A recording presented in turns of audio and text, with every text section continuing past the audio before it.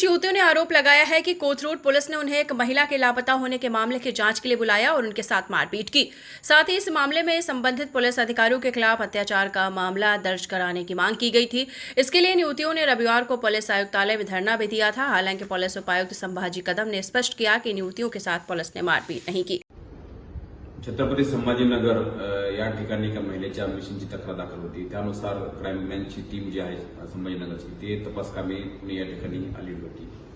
तपासादरम्यान त्यांना पुणे पोलिसांची मदत हवी होती। त्यानुसार ते 1 तारखेला दुपारी 4:15च्या दरम्यान पोलीस स्टेशन कोथरूड या ठिकाणी आले।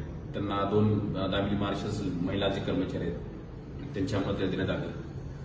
त्यानंतर त्या तपासामध्ये काही 3 जे महिला आहेत त्यांना चौकशी कामे जे कोथरूड पोलिसांच्या वरती महिला सहाय्यक कक्ष किंवा त्या ठिकाणी हिरकणी कक्षाचं पण काम चालतं त्या कक्षामध्ये त्यांना चौकशीसाठी बोलवले। चौकशीमध्ये असं निष्पन्न झालं की ती संबंधित जी महिला मिसिंग आहे ती मिसिंग जी महिला आहे ती वन स्टॉप सेंटर मुंडवा या ठिकाणी मिळून आली। त्यानंतर तशी नोंद करून संभाजीनगरचं पथक पुढे मुंडव्याकडे रवाना झालं।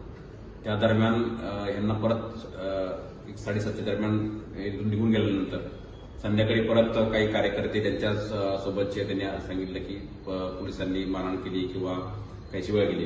परंतु प्राथमिक म्हणजे ते झाल्यानंतर कोथरूड पोलिसांच्या तपासामध्ये निष्पन्न झाले की असा कुठलाही प्रकार असा घडलेला नाही आणि तसं त्यांना लेखी वरिष्ठ अधिकाऱ्यांच्या समोर त्यांना कळलेलं नाही। आता याच्यामध्ये जे प्रशासकीय लाचेस होते का काही किंवा काही अनुष्ठीबाबी होते का तर याची जी चौकशी आहे ते एसीपी लेवलचे अधिकारी करत आहेत। त्याचं मॉनिटरिंग आहे जे वरिष्ठ अधिकारी करत आहेत। आता याच्यामध्ये सर्व शासकीय काम करत असताना हे सगळं घटनाक्रम झालेला आहे।